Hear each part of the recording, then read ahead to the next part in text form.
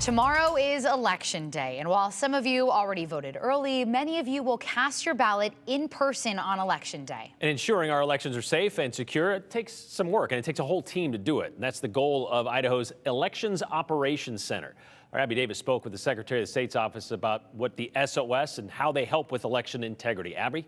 Well, Brian and Morgan, the EOC, as they call it, started as a response to a cybersecurity training exercise the Secretary of State office did a few years ago. It's essentially a safeguard. They're here if anything goes wrong, and if it does, to make sure people can still make it to a polling place and vote.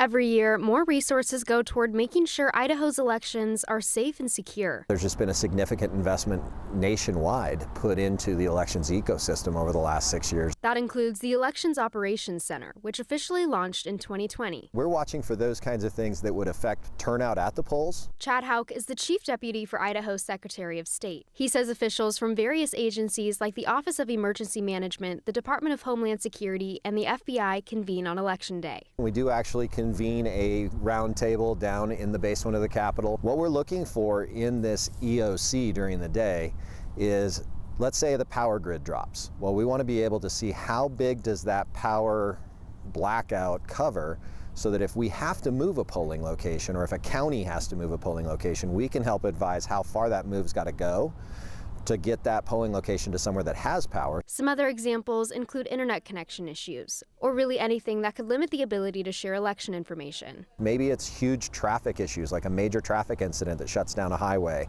or a weather incident that shuts down a passageway through a mountain pass. Just a few years ago, the EOC dealt with a potential gas leak. We were able, with the EOC, to immediately insert our emergency managers into the conversation, let them know that there was a polling location only about a half a mile away, and until it was confirmed that it was actually a danger to the community, keep that polling location and the traffic patterns around it open. While Houk says they hope nothing happens, preparedness is key. You wouldn't anticipate doing a major athletic event without some type of emergency operations center in that planning program.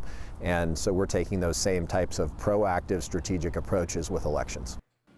Now ahead to Election Day tomorrow, we have everything that you could possibly need to know right here on our website, ktvb.com. I'm going to walk you through it. So right on our homepage, right here, we have our voter guide.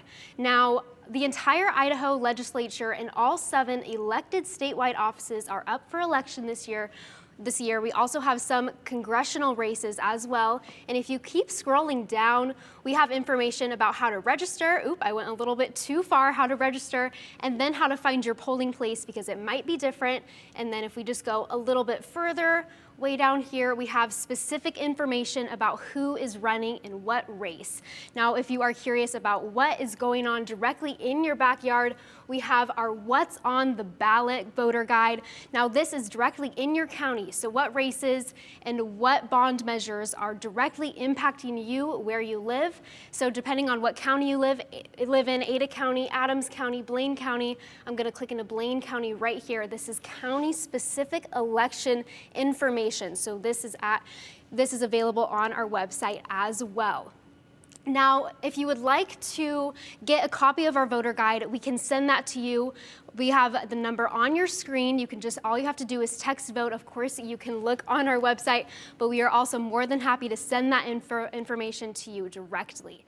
Now, tomorrow here, you can see I'm just right at our main page. Our top story tomorrow, starting at 9 p.m., will be all of our election results. So those will be updated as we get that information. It is going to be a busy website tomorrow. Yes. Lots going on. We have a whole team lined up in the newsroom to make sure it is up to date with all of the latest information.